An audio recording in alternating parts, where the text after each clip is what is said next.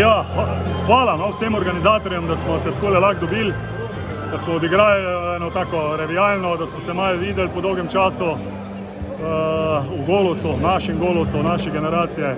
Ja, je bilo kar fajn, spomini so se vračali, občutki so dobri, publike je bilo tudi nekaj, tako da je bilo, mislim, eno krasno doživetje. No. Pa tudi kar zdržali smo teh 2x20, smo se kar dobro upirali, bi rekel, o tem zakonom težnosti in teh stvari in smo zadovoljni, da smo na koncu vsi zdravi in lep rezultat, tako da še kdaj, z veseljem.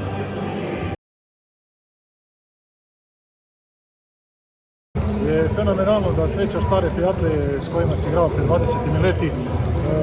Super je, da smo se zbrali, da malo da kažemo kako, pa ja mislim, da će najbolje biti treće polovreme po tekmi. Evo, lepo je zopet biti na rokometnih igriščih, malce drugi vlogi kot gledalec. Veliko časa je že minilo, odkar smo se srečali v taki zasedbi. Dobro je malce videti bivše svoje igralce, kaj počnejo, kakšne stanje so. Na drugi strani pa pravi rival. Spomnim se v tistem času je Vespen bil že velika ekipa, tudi danes vidimo, da so res igralci fizično pripravljeni. Tako da bo lepo malce revijalne tekme in malce obojene spominov vedno dobro, predvsem v teh težkih časih.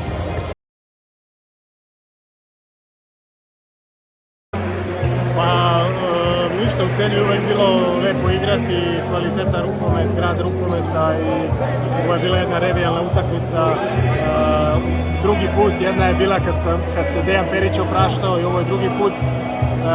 U prethodnih godinama uvijek smo igrali Ligu šampiona i dosta važne utakmice u Celju, drugačijeg tipa nego što je ova danas.